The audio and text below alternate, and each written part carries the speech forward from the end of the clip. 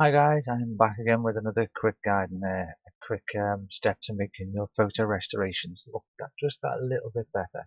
This technique can be used across any platform really, whether you use yes, Photoshop or whether you use After Effects. Any of these programs all support this kind of technique. It's a very simple technique and it will help you really improve your image. So, few simple guides to follow.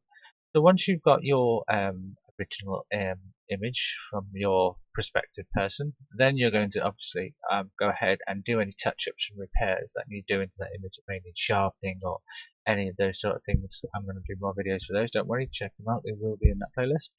Okay. So then you go ahead and you're going to make a grayscale of that image just to make sure that this image doesn't interfere with any of our upper images or upper layers when we go ahead and reapply some color. The next thing we're going to do is we're going to apply some color one bit at a time. You can see all the color layers there all separated into nice layers for easy management. And we're going to turn it on. So now we can see all the color we've applied. And okay, so this is usually where I see most artists stop.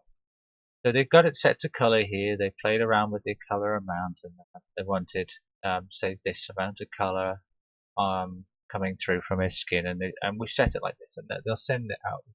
There's nothing wrong with this image. But what I say to you, there's a way you can actually make it look slightly better with very minimal effort. So if I'm going to shrink this down, I'm going to show you again what I'm going to do. Is all I'm going to do is I'm going to take a copy of my grey textured layer right here. So what I'm going to do is duplicate that layer, and then I'm going to drag it up to the top. Now, as I say, this will work in Photoshop as well. So I've got this layer at the top here.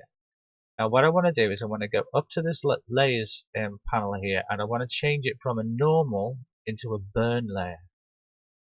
Okay. Now you can see what it's done here.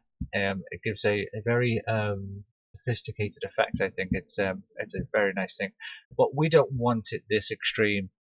What we want to do is we want to lower it probably to around about 27%. See, about there. Okay, so let me just take that off again and just show you what this is doing. What this is enabling us to do is to draw your eye to particular sections of the photograph and allow you to really pull out those shadows and definitions that are within the image. You could go ahead and say use a darken, but as you can see the effect is a lot less, and it does actually begin to bleach your colors. Using the burn technique does not affect your underlying colors. As you can see, they come through absolutely marvelously. You can select a multiplication layer to go with this in order to increase the technique. The multiplication layer does have to come um, after the color layer. And what you can see there is that's just going to begin to soft tone that, and again you would reduce that to a more sensible amount. But what the multiplier will also do is it will get rid of the shady dottiness of your text. Just lower this again down now. Before at 20, so now we need less of it because the shadows are more.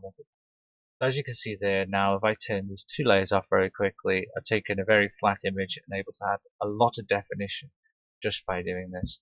Rounding up my color, give some more color back to her cheeks.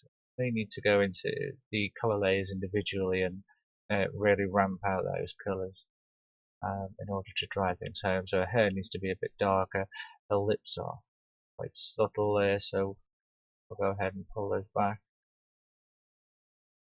Oh, I see, the filter mask needed. Done that just so I can the right area. So yeah, I'm just going to select that about there. That's fine. I'm going to come in here. What's this layer? I think this layer is the highlights around the eyes. Give her a more pinky tone around the eye. Higher that a little bit, so now it gives us a nice sheen right here. This is what we're doing. We're just adjusting this little sheen just underneath the eye, make the eye really pop. Come back down here. These are our skin tones right here, these three. We can drive more skin tone in or less skin tone. So we can go ahead and drive this up. If you want more, So obviously, if you want a darker set skin tone, then what we can do is we can use a darker base color to begin with. So what I've got is I look at it three ways. I've got the shadow skin tone, the base skin tone, sorry, the shadow skin tone, and then the highlight skin tone. So there's three separate ones working together to produce the image. So it's just a quick demonstration there. So once you've actually physically got your your base image repaired and you've got it nice and colored, go ahead and just take a copy of the base layer, slap it back on the top, apply a burn, apply a multiply to one and a burn to the other, and go ahead and just produce that image and just really make it pop.